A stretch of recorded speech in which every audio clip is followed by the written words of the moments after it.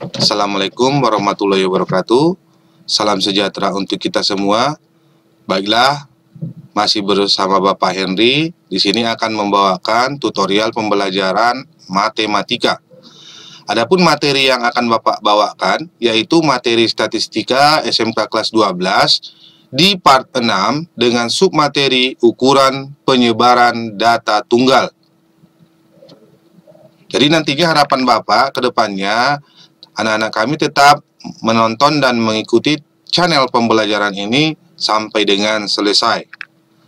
Baiklah, kita lihat sekilas mengenai ukuran penyebaran data tunggal, yakni pada data tunggal ukuran penyebaran data yang akan kita bahas yaitu yang pertama 1 jangkauan, 2 simpangan kuartil, 3 simpangan rata-rata, 4 ragam atau varians, yang kelima simpangan baku atau standar deviasi, yang keenam koefisien variasi, yang ketujuh nilai baku.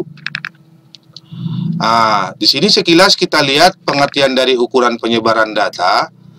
Ukuran penyebaran data adalah suatu ukuran yang menyatakan seberapa besar nilai-nilai data berbeda atau bervariasi dengan nilai ukuran pusatnya, atau dikatakan juga seberapa besar penyimpangan nilai-nilai data dengan nilai pusatnya. Itulah sekilas mengenai pengertian ukuran penyebaran data.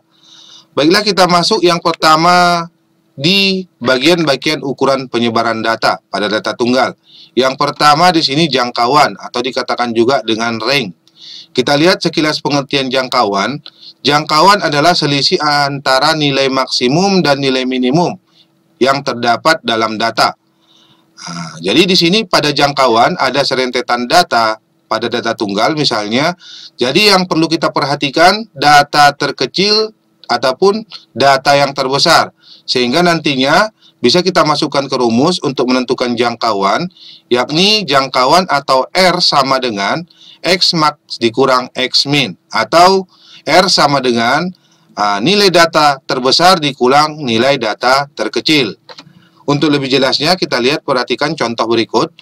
Tentukanlah ring atau jangkauan dari data 9, 3, 6, 8, 7, 5, 4. Jadi kalau kita perhatikan datanya ini, kita lihat data yang terbesar itu nilainya 9, kemudian data yang terkecil nilainya 3, maka ring atau jangkauannya R sama dengan X max dikurang X min. Berarti nilai terbesarnya 9 dikurang nilai terkecilnya 3, berarti 9 dikurang 3 sama dengan 6. Nah, inilah dia penjelasan tentang jangkauan. Kita masuk yang kedua. Yang kedua di sini jangkauan semi interkuartil atau dikatakan juga dengan simpangan kuartil. Pada simpangan kuartil, untuk menentukan nilainya nanti, yang pertama sekali kita tentukan dulu nilai dari kuartil ketiga dan nilai kuartil pertama, sehingga nantinya bisa kita tentukan nilai dari jangkauan semi interkuartil atau simpangan kuartil. Untuk menentukan jangkauan semi kuartil atau simpangan kuartil, bisa dirumuskan QD sama dengan setengah dikali kuartil 3 dikurang kuartil 1. Untuk lebih jelasnya, kita perhatikan dari contoh soal berikut. Dari data berikut, 3, 4, 5, 5, 6, 7, 8, tentukanlah simpangan kuartilnya, atau dikatakan juga jangkauan semi interkuartil. Jadi yang pertama sekali sesuai yang Bapak katakan tadi, kita tentukan dulu nilai-nilai dari kuartil 3 dan nilai kuartil 1. Berarti untuk menentukan kuartil, pertama sekali data tersebut kita urutkan mulai data yang terkecil sampai data yang terbesar. Sehingga di sini kita urutkan 3, 4, 5, 5, 6, 7, 8. Kita tentukan dulu nilai tengahnya, kuartil 2. Berarti datanya ini 1, 2, 3, 4, 5, 6, 7 ganjil. Maka tengahnya berada di 5, 3 ke kiri, 3 ke kanan, maka nilai Q2-nya 5. Kemudian nilai Q1-nya, kita lihat 1, 2, 3, berarti tengahnya 4. Kemudian di kanan 6, 7, 8, berarti tengahnya 7. Sehingga kita dapatkan Q1 sama dengan 4, Q3 sama dengan 7. Sehingga Untuk menentukan simpangan kuartil, QD sama dengan setengah dikali Q3 dikurang Q1. QD sama dengan setengah dikali Q3 7 dikurang Q1 4 sama dengan setengah dikali 7 dikurang 4 dapat 3, setengah dikali 3 sama dengan 1,5 atau 3/2 atau 1,5. Nah, inilah dia penjelasan mengenai simpangan kuartil atau jangkauan semi kuartil. Jadi, Bapak cukupkan sampai di sini untuk penjelasan simpangan kuartil. Yang ketiga, kita masuk ke simpangan rata-rata. Simpangan rata-rata atau sekumpulan bilangan nilai rata-rata hitung harga mutlak simpangan-simpangannya. Inilah dia sekilas mengenai pengertian dari simpangan rata-rata.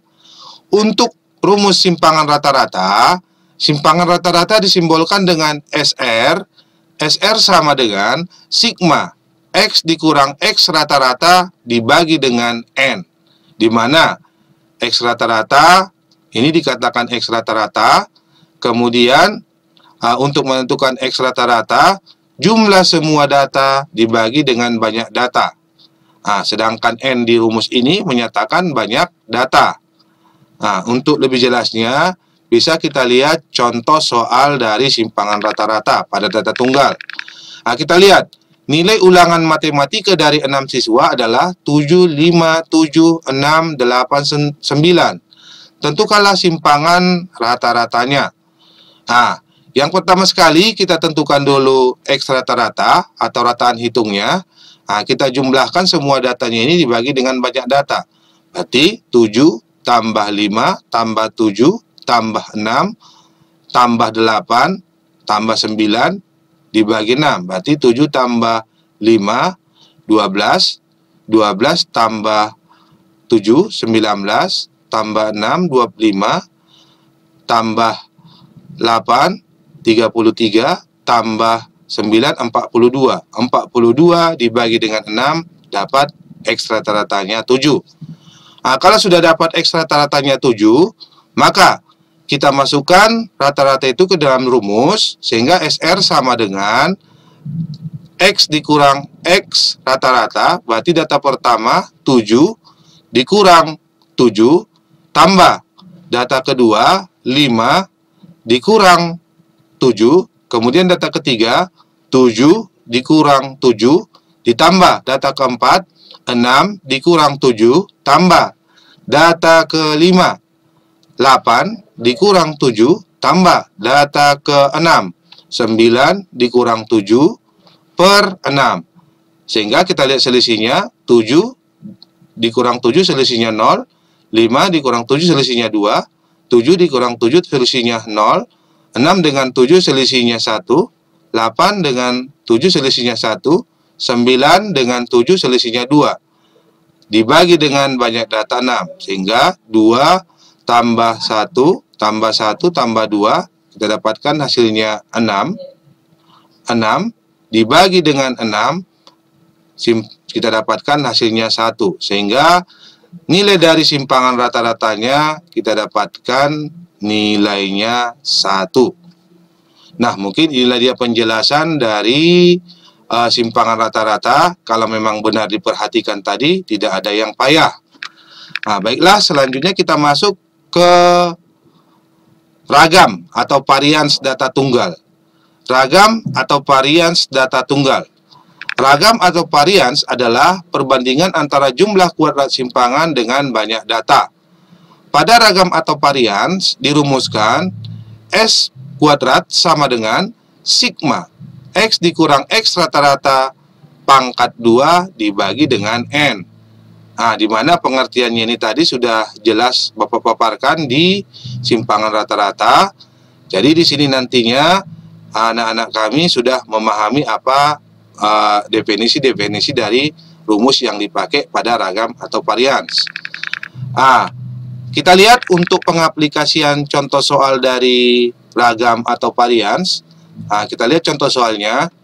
Nilai ulangan matematika dari 6 siswa adalah 7, 5, 7, 6, 8, 9. Tentukanlah ragam atau varians. Kita lihat rumus untuk menentukan ragam atau varians. S pangkat 2 sama dengan sigma X dikurang X rata-rata pangkat 2 dibagi N. Sehingga yang pertama sekali data tersebut kita tentukan dulu rataan hitungnya atau nilai rata-rata data. Kita lihat 7 ditambah 5 ditambah 7 ditambah 6 ditambah 8 ditambah 9. Sehingga dibagi dengan 6. Kita dapatkan hasilnya 42 dibagi 6 dapat nilainya 7. Selanjutnya baru kita masuk ke rumus. Berarti ragam atau varian disimbolkan dengan S pangkat 2 sama dengan sigma. Kita lihat X dikurang X rata-rata pangkat 2. Berarti di sini kita masukkan data pertama 7 dikurang 7 pangkat 2 tambah. Data kedua 5 dikurang 7 pangkat 2 ditambah 7 dikurang 7 pangkat 2 ditambah. Data keempat 6 dikurang 2 7 pangkat 2 ditambah 8 dikurang 7 pangkat 2 ditambah 9 dikurang 7 pangkat 2 dibagi dengan banyak datanya 6. Sehingga kita lihat selisih. Kita lihat selisihnya 7 dengan 7 selisihnya 0, 0 pangkat 2 hasilnya 0. Kemudian tambah 5 dengan 7 selisihnya 2 pangkat 2 nilainya 4. Tambah 7 selisihnya dengan 7, 0 pangkat 2 nilainya 0. Kemudian 6 selisihnya dengan 7, 1 pangkat 2 nilainya 1. Kemudian 8 selisihnya dengan 7, 1 pangkat 2 nilainya 1. Kemudian 9 selisihnya dengan 7, 2 pangkat 2, 4 dibagi dengan 6. Sehingga 0 ditambah 4 ditambah 0 tambah 1 tambah 1 tambah 4 kita dapatkan nilainya 10 per 6. 10 dibagi 6 kita dapatkan nilainya sama dengan 1,6. Sehingga nilai dari ragam atau varian dari contoh soal ini kita dapatkan nilainya 1,6. Bapak rasa dari pemaparan contoh soal ragam varian ini sudah cukup jelas. Jadi nanti anak-anak kami kalau semisal masih ada lagi yang kurang jelas, silakan ditanya di dalam kolom komentar dengan menggunakan bahasa yang baik dan sopan. Selanjutnya kita masuk ke simpangan baku atau standar deviasi. Simpangan baku disimbolkan dengan huruf S. Kita lihat pengertiannya.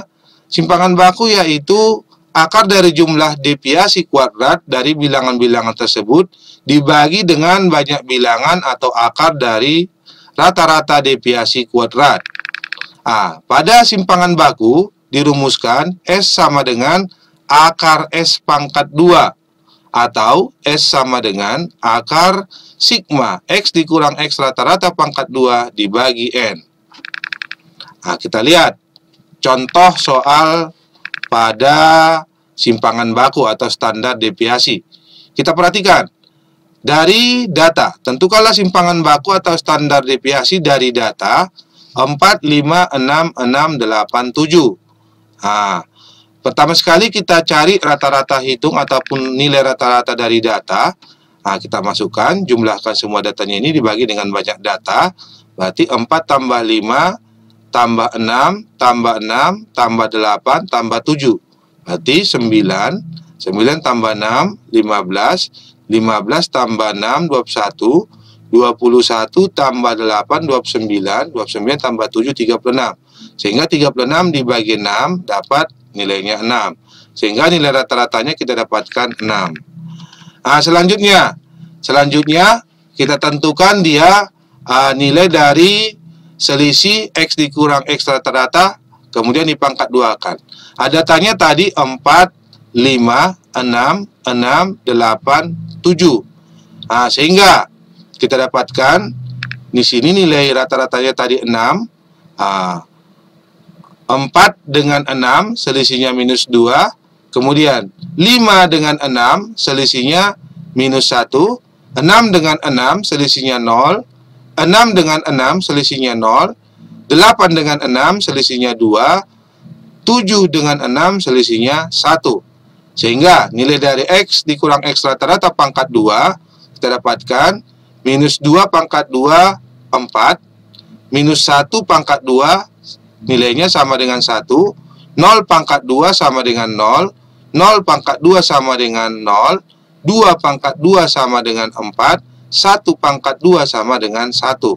Sehingga sigma X dikurang X rata-rata pangkat 2, kita jumlahkan, 4 tambah 1, 5, tambah 4, 9, tambah 1, 10.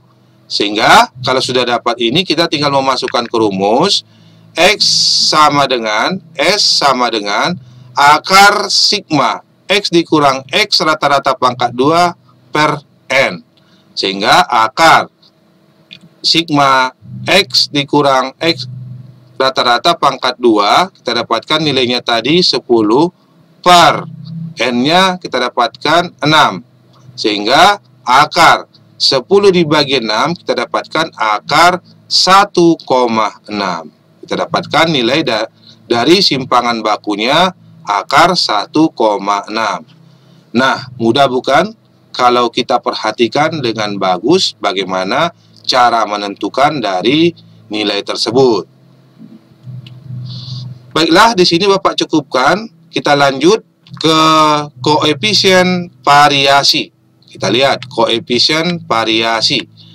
Koefisien variasi adalah perbandingan antara simpangan standar dengan nilai rata-rata yang dinyatakan dengan persentase. Koefisien variasi kegunaannya untuk melihat sebaran data dari rata-rata hitung. Nah, kita lihat.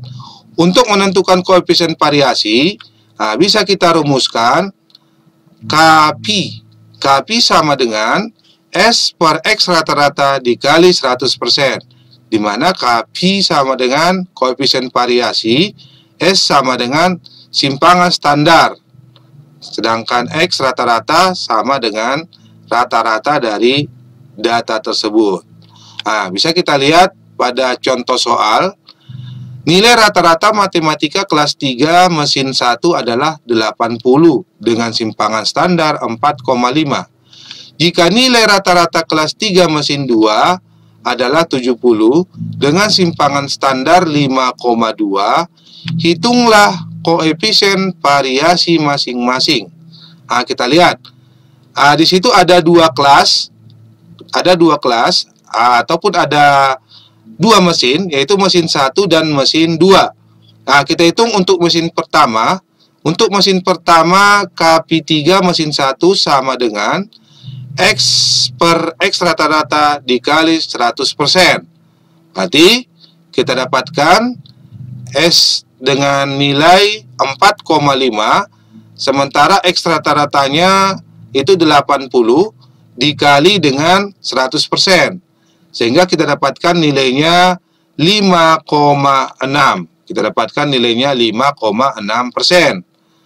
Nah, kemudian untuk koefisien variasi 3 mesin 2. Kita lihat di sini simpangan standarnya atau S-nya 5,2. Kemudian rata-ratanya kita dapatkan 70 dikali 100% sama dengan 7,4. Nah, sehingga kita dapatkan koefisien variasi masing-masing. Untuk mesin 1, kita dapatkan KV-nya atau koefisien variasinya 5,6%. Dan mesin 2, kita dapatkan koefisien variasinya 7,4. Nah, selanjutnya di sini yang terakhir, angka baku. Nah, kita lihat. Angka baku digunakan untuk mengetahui kedudukan suatu objek yang sedang diselidiki dibandingkan terhadap nilai rata-rata kumpulan objek tersebut. Untuk menentukan angka baku, dirumuskan Z sama dengan X dikurang X rata-rata per S. Dimana kalau kita lihat di sini Z sama dengan angka baku, kemudian X sama dengan nilai data, kemudian di situ S sama dengan standar deviasi, dan X rata-rata merupakan nilai rata-rata dari suatu objek nilai tersebut. Untuk lebih jelasnya kita lihat contoh soalnya. Contoh soal dari angka baku. Nah, di sini Bapak buat contoh soal dari angka baku. seorang siswa mendapat nilai matematika 70 dengan rata-rata 60 dan standar deviasi 12. Nilai bahasa Inggris 80 dengan rata-rata 75 dan simpangan standarnya 15. Maka kedudukan nilai yang paling baik adalah, kita lihat yang pertama untuk ZM. ZM itu simbol dari matematika. Kita dapatkan 70 merupakan datanya, kemudian 60 merupakan rata-ratanya, kemudian 12 merupakan standar deviasinya. Sehingga Z matematika sama dengan X dikurang X rata-rata per S. Sehingga di sini 70 dikurang 60 per 12. Sehingga 70 dikurang 60 dapat 10 per 12, kita dapatkan nilainya 0,83. Untuk nilai dari bahasa Inggris, berarti kita cari angka baku bahasa Inggris, berarti ZB. ZB itu merupakan lambang dari bahasa Inggris.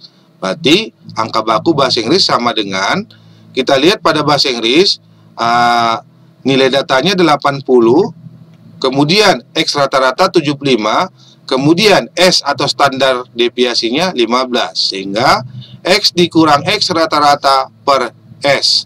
Berarti 80 dikurang 75 per 15. Kita dapatkan 80 kurang 75 dapat 5 per 15. Kita dapatkan 0,33. Jadi dari nilai-nilai yang sudah kita dapat ini, dapat kita lihat kedudukan nilai pada mata pelajaran.